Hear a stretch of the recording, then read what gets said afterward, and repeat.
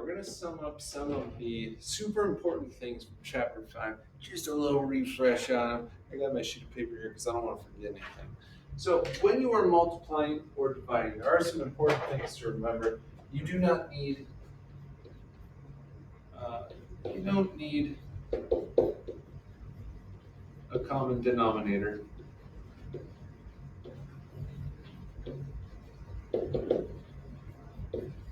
That's only when you're adding or subtracting do you need a common denominator. You are going to want to make sure that you factor everything.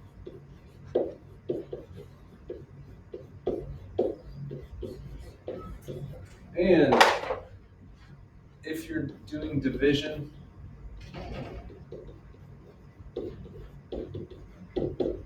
keep, change, flip.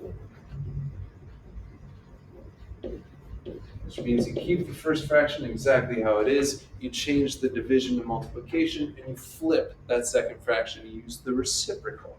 So let's check this one out. And for all of these, we're going to say undefined values as well. Remember, this is things that x could not equal because it would make one of the denominators equal to 0. So the easiest way to see that is when things are in factored form.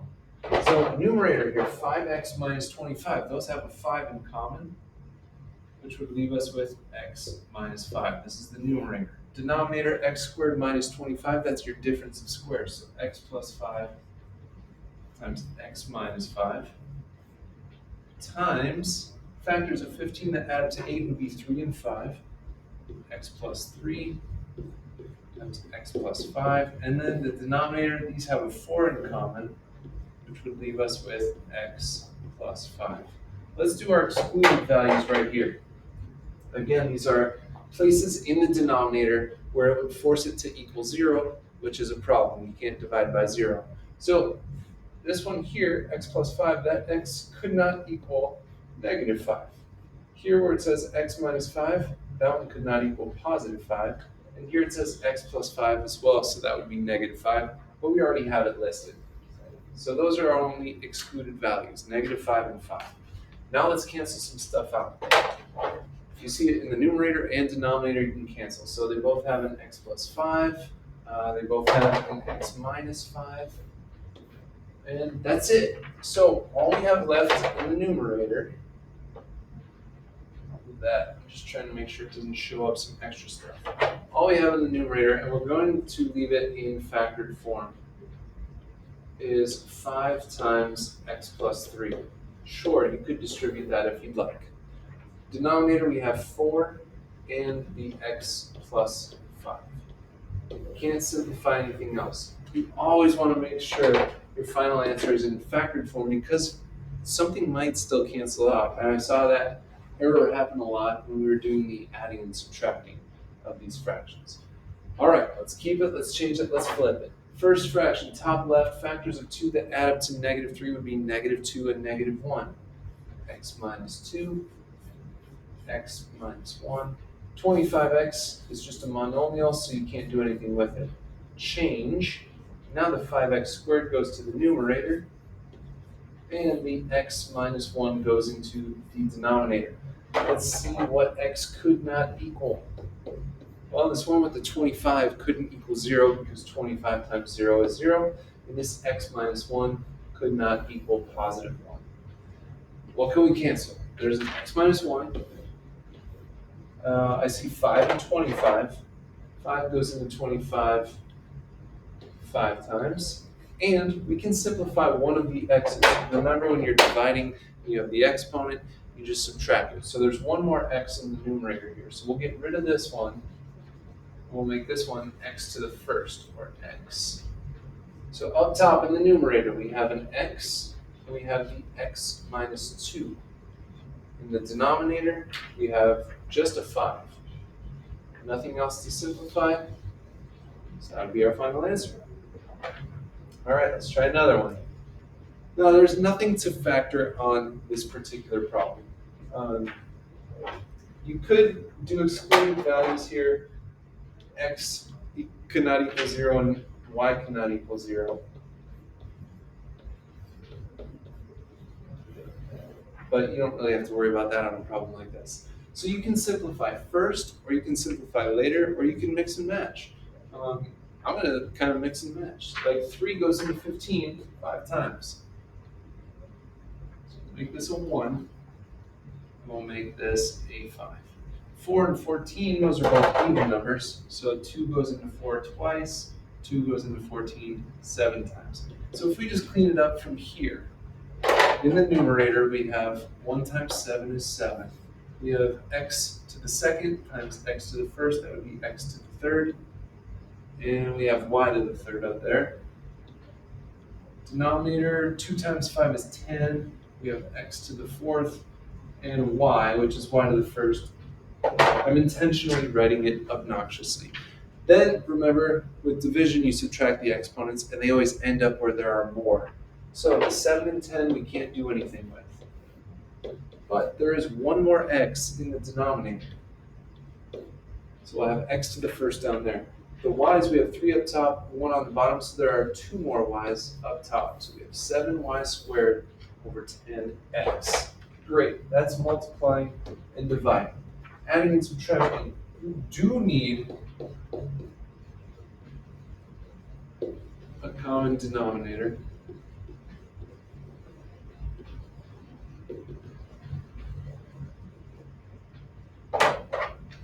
My suggestion is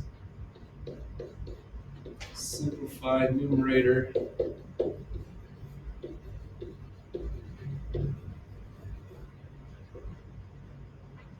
Is there a v in numerator, like a number? I think it's just NUM.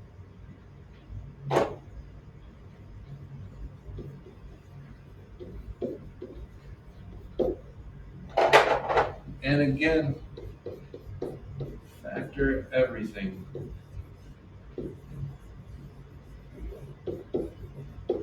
Because something might end up canceling out that you might not see otherwise. Did I miss anything on that one?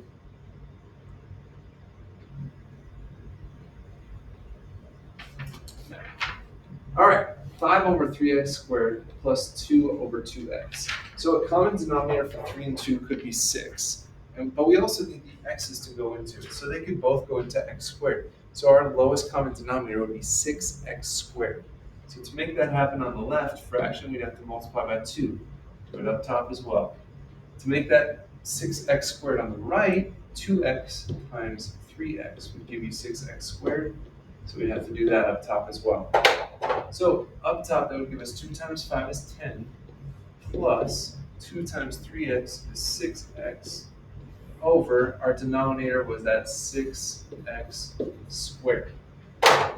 You can't simplify anything else, but I am going to put it in standard form, which would put my 6x first, plus 10 over 6x squared, and then check if you can factor. 6x and 10 have a 2 in common, which will give us with 3x plus 5.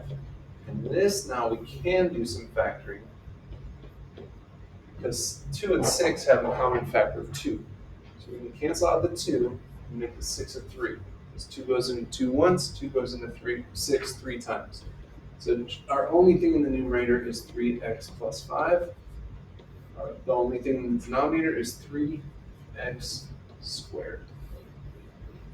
You don't have to do excluded values on these ones, but if you did, x could not equal 0.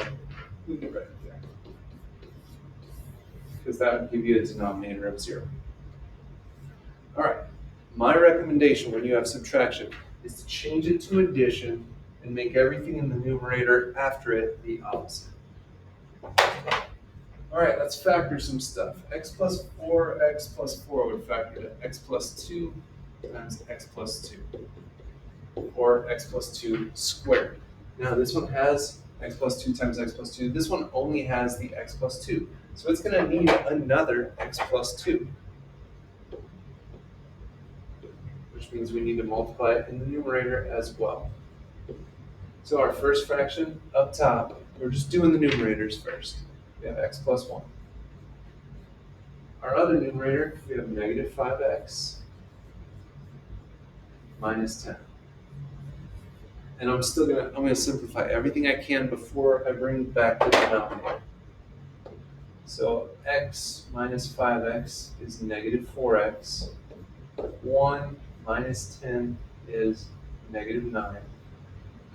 I can't do anything that'll end up canceling out, but I would still recommend factoring out the negative sign because our lead coefficient is negative. It's unnecessary on this one, but let's do it anyway. And then the denominator would be x plus 2 times x plus 2. So you could write x plus 2 times x plus 2, or if you want, you could write x plus 2 squared.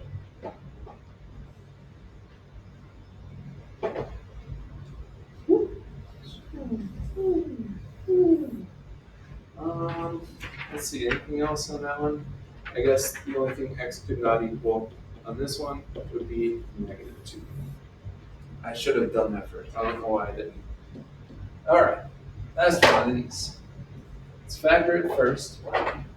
So this would be x plus 4, x minus 4. I'm going to change this to plus negative 8, and this would factor to x times x plus 4. So the first fraction has an x plus 4, but it's missing the x on the outside, so we're going to multiply by x. The second fraction has the x plus 4, but it's missing the x minus 4. So again, we'll do all the numerator stuff first, and then we'll rewrite the denominator once we get that handled. X times 3x is 3x squared, negative 8x, and positive 32. I'm going to see if I can factor that. So 3 times 32 is positive 96. There are no factors of 96 that add up to 8, so we can't factor any more of that. So we'll just go ahead and rewrite our denominator. It's going to have the x, it's going to have an x plus 4, and it's going to have an x minus 4.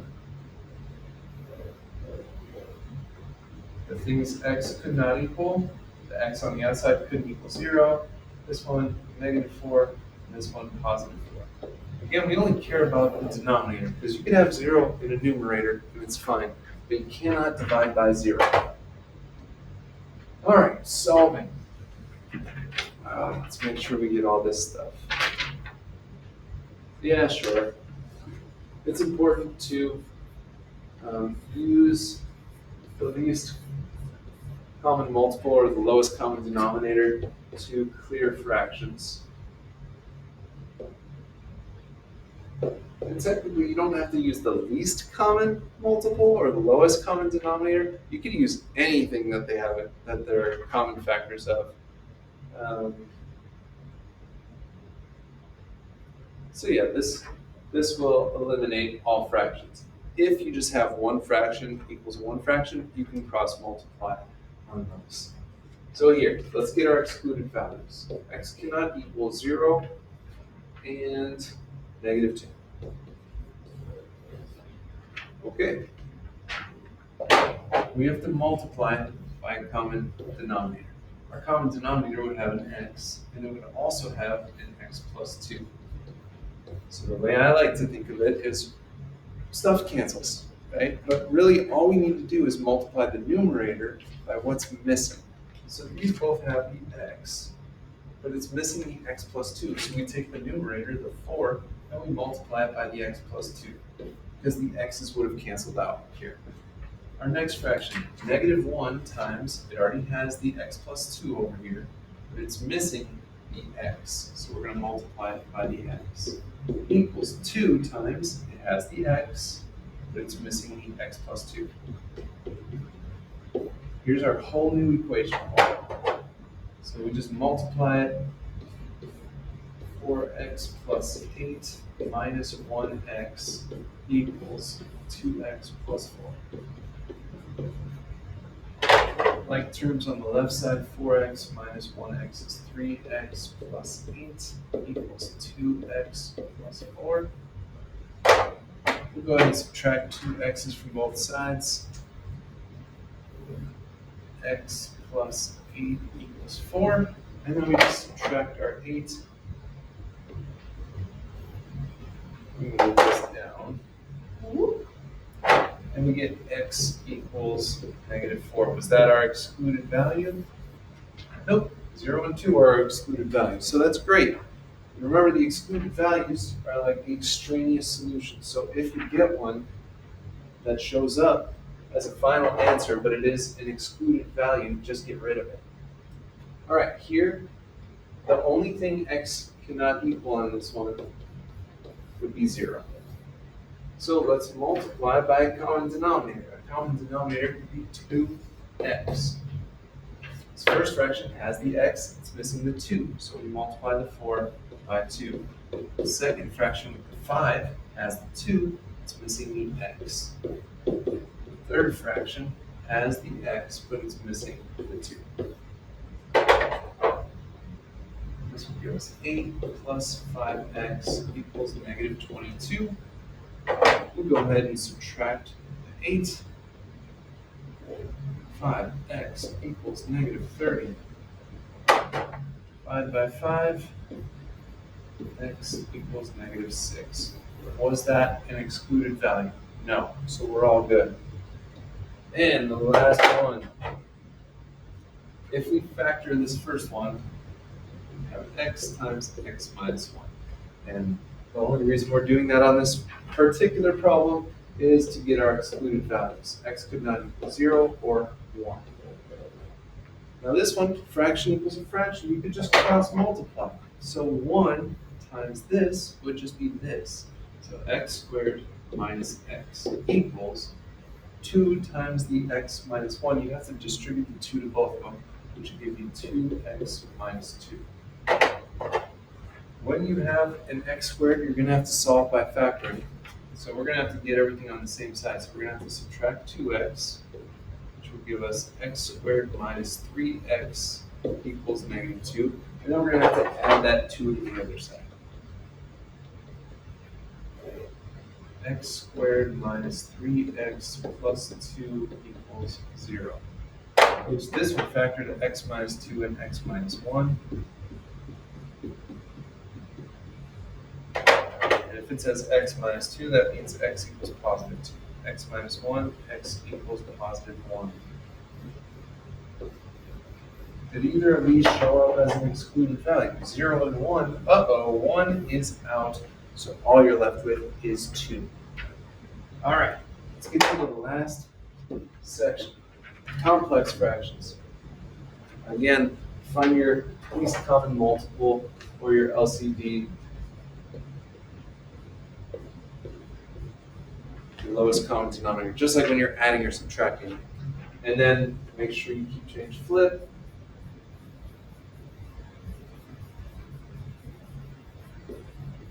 And again, factor everything to cancel. Make sure everything is factored. All right. Now, we don't have to do any addition and subtraction on either of these fractions. So what we can do is just go ahead and divide them like they're next to each other. So we'd have x squared minus 3x. Greatest common factor is x, which would leave us with x minus 3 over x minus 5. We're dividing it by this other stuff. We're going to change that to multiplication, and we're going to flip it. So the x plus 1 would go in the denominator. The 2x squared minus 10 goes up top. They have a greatest common factor of 2x, which would leave us with x minus 5. Let's figure out what x could not equal on this. X could not be positive 5 or negative 1. Now, can we cancel out anything? Yeah, the x minus 5, gone. So cleaning up the rest of the numerator, we could do x times 2x. That would be 2x squared times the x minus 3. You can distribute that if you want, no need. The denominator, we have the x plus 1. Nothing else will cancel there. All right, dialing it up a little bit. These ones we do have to add and subtract before we can combine them. So they have to have that common denominator. Now 3 is 3 over 1. So I'm going to say plus negative 3 over 1. Now, a common denominator for those could be 2, right? So we'd have to multiply this by 2, which will give us x minus 6 over 2. This is how that top fraction is going to look when all is said and done. The second one, our common denominator could be 4x. So the first fraction needs an x. The second fraction needs the 4. So if we rewrite that, you have our first fraction, x times x is x squared plus 1x plus 3 times 4 is 12 over x times 4 is 4x.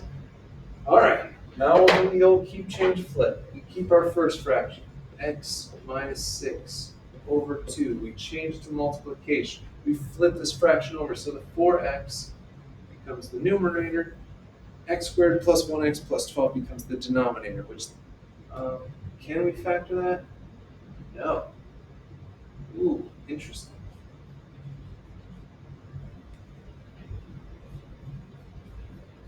All right. Is there anything we can simplify? Sure. 2 goes into 4 twice. Now, excluded values, you'd have to use the quadratic formula on this one. I'm not going to do that. That would give you the excluded values for x squared plus x plus 12, which, man, that would have been nice if it was minus 12, because then we could factor it. So all we have left in the numerator is 2x times x minus 6. Our denominator, we have the x squared plus x plus 12. And that's it. One more of those. And I'm assuming this one's just going to be a nightmare. X squared minus 9 times x plus 3. So let's factor that. X squared minus 9 factors to x plus 3 times x minus 3. So our second fraction has the x minus 3, but it's missing the x plus 3.